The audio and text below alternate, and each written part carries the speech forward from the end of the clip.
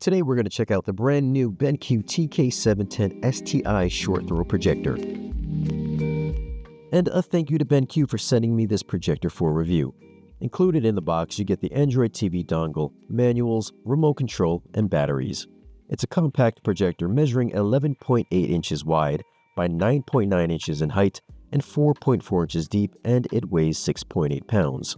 On the top you'll find the navigation buttons as well as the zoom and focus rings. On the back side there's a 3.5mm audio output, an RS-232 connector, one USB connection, and two HDMI 2.0 inputs with EARC support. On the bottom are adjustable feet to help with leveling the projector on a flat surface, along with mounting points if you're going to hang this from over top. Now this is a 4K HDR capable projector that uses the 0.47 chip to produce 8.3 million pixels on screen. It's got a rated lumen output of 3200, so it should be a fairly bright projector. It's got a 1.2x optical zoom, which will get you a 100-inch screen at only 5 to 6 feet away, or in my case, I have it set up for 150 inches at 9 feet away from the screen and 20 inches from the floor. The screen being used is a Screen Innovations Maestro 2, which is acoustically transparent with a gain of 1.1. Installing the Android dongle is simple. You'll need a small Phillips head screwdriver to remove the back panel. Once that's off, you'll connect the micro USB cable into the dongle, then slide the dongle onto the mini HDMI connector. Put the back panel back on, and you're good to go. Let's take a quick look at the projector's menu options. On the remote control, there is a dedicated projector menu button in the upper right-hand corner. Just tap on that, and you can see we've got your menu sections here. First section we've got is picture. We've got a few different options here. We've got the user mode. We've got the bright mode, which you can see it makes the overall picture a bit blue. We've got living room mode. We've got a couple of game settings. This is RPG. This is FPS. We've got cinema. And then here we've got user. Under the user mode setting, there are a few things that you can change. We've got the mode settings, which you can copy from another preset, or you can rename it. We've got the detail adjustment. This looks to be basically kind of like a gamma adjustment. As you can see, the higher that we go up, the brighter the image gets, but also the black levels do get washed out. We've got brightness, contrast, and then sharpness. Next section here is the advanced color settings. We've got a few different options here. We've got gamma selection from a 1.8 going all the way up to BenQ's own specific gamma curve, which they name BenQ. Under color temperature tuning, if you have the appropriate calibration gear, you can adjust the projector's color temperature here. Same thing for color management. You will need some proper calibration tools to make all of these adjustments. Under light source mode, we've got normal. We've got eco, which will cut down the laser's brightness. And then we've got dynamic, which will ramp up the projector's brightness depending on source, so it'll bright up or it'll dim down. If we are watching HDR material, you can adjust the HDR brightness slider. And then the last section here is going to be the noise reduction. Next section is audio. We've got a few different options here. We'll come back and check out the sound mode later. Although if you do select user, this is going to open up the sound EQ options. Here we've got a 5-band EQ from 100 Hz all the way up to 10 kHz. For audio output, you can select either the internal speaker, Audio Return Plus, Android TV, or the 3.5mm jack.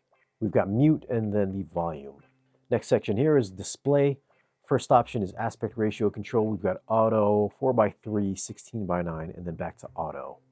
Auto source search will automatically search for active inputs if you have something plugged into the projector. You can rename sources. We've got a 3D section here if we were watching 3D, which will come back later.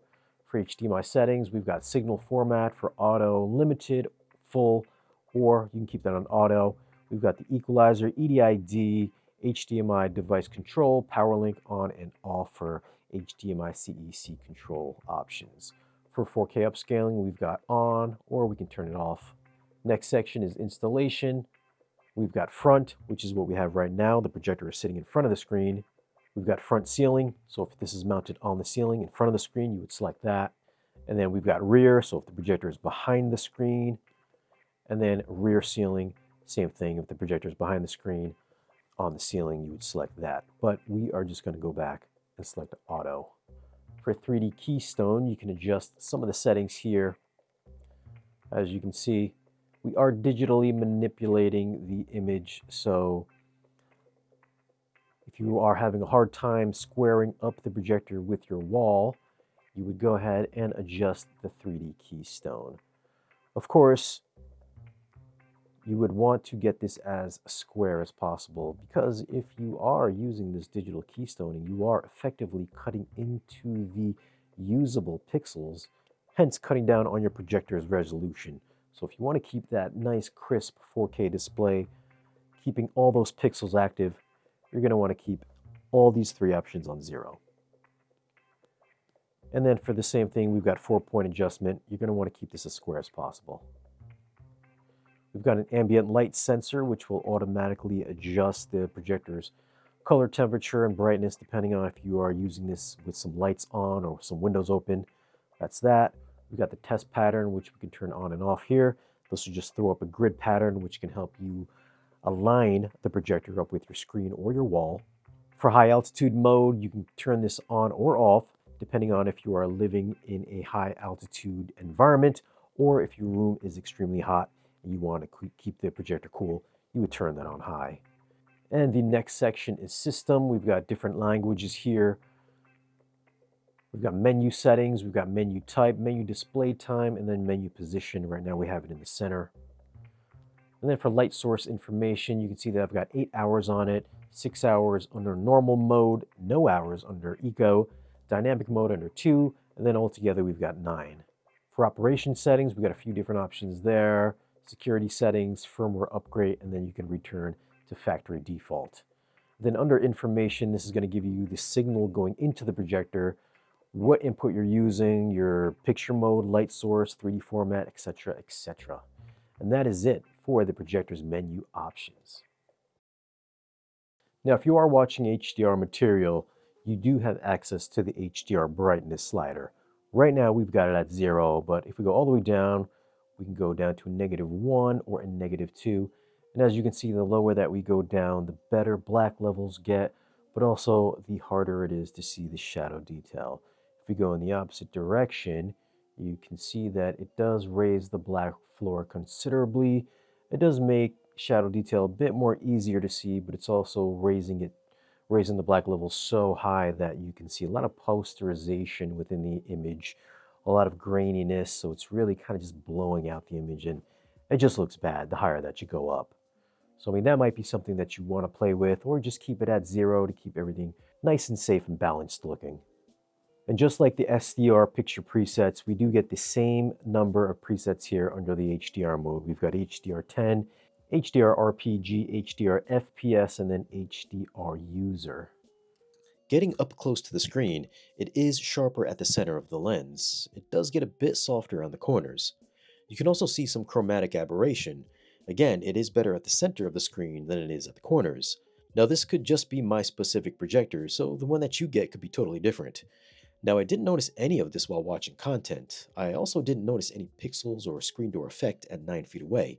If you're sitting at maybe 3 feet, then maybe you might start seeing the pixel structure, but I doubt anyone is sitting that close. For everyday usage, it's got a very sharp, crispy DLP image. The colors aren't as deeply saturated as my JVC NZ8, but it still throws a very good picture. On the more expensive projectors, the color gradations are greater and smoother, while you can tell on the BenQ, it doesn't have the same color refinement or can produce as much color as the more costly ones. But that is to be expected at this price point. The black level performance is just as good as all the previous BenQ projectors that I've had in the past. If you're watching something with letterbox bars, you will notice that the bars do come across more of a dark gray than a true black. And this is with most DLP projectors at this price point. The black levels are always a bit raised. To get better black level performance, you're gonna have to spend a lot more money to get it. So for the non-videophiles out there, I think that this is perfectly acceptable. As for the HDR, I think at the 150 inches that I'm using, I feel at this size it's just too big to get the type of brightness to make HDR shine. I think at 120 inches or smaller would be the ideal size to maximize 4K HDR material for this specific projector. And to be fair, even $20,000 projectors struggle with HDR. For gaming, I'll put a list of input lag specs on screen. This isn't going to be for the die-hard competitive gamer out there, but for the sports games that I like to play, I didn't have any issues getting acclimated to the responsiveness. For all the 3D fans out there, this projector does support 3D. There's only really one option that you can do for the 3D adjustments, that is 3D sync invert. So if you're noticing that the left and right eyes are swapped, you can go in here, go to 3D sync, and then you can either disable the option or you can select invert.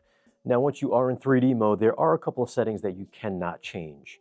So first off, you can't change the picture mode. It will be locked into 3D. Under detail adjustment, it is turned off. However, you can go under the advanced settings and then you can change the gamma selection.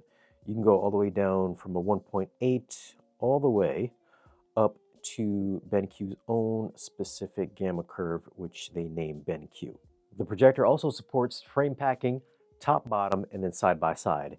As you can see here, I am using top bottom, so if you go ahead, select top bottom, the projector will switch over, and as you can see here, 3D is now fully supported. Okay, any idea how to successfully operate that thing? I literally pieced it together as I went along. I thought about what my dad did, and My old man, he never had a problem he couldn't solve with a belt. I thought my dad was tough on me. At the time of this video, the TK710STi is selling for $2,000. Keep in mind that this is a short throw projector, so it will need to be closer to the screen than a traditional long throw projector. They do sell the same projector in a long throw form factor, the TK710, which does cost less money at $1,800. That said, if you have a small space and want to get that big screen performance, then this would be a top choice. For its class, it produces a bright, vibrant image whether you're watching 2D or 3D video, and it worked out perfectly for my gaming sessions. I did find the included Android dongle was a bit laggy for my taste, but if you want an all-in-one projector solution, the Android features did work perfectly fine. Overall, for the asking price, this is a wonderful performing projector with a ton of features, has a great picture for movies and games, and even has 3D. Now, if you want to pick up the TK710STi, I'll leave some links for it down below in this video's description. Thanks for watching, and I'll see you in the next video.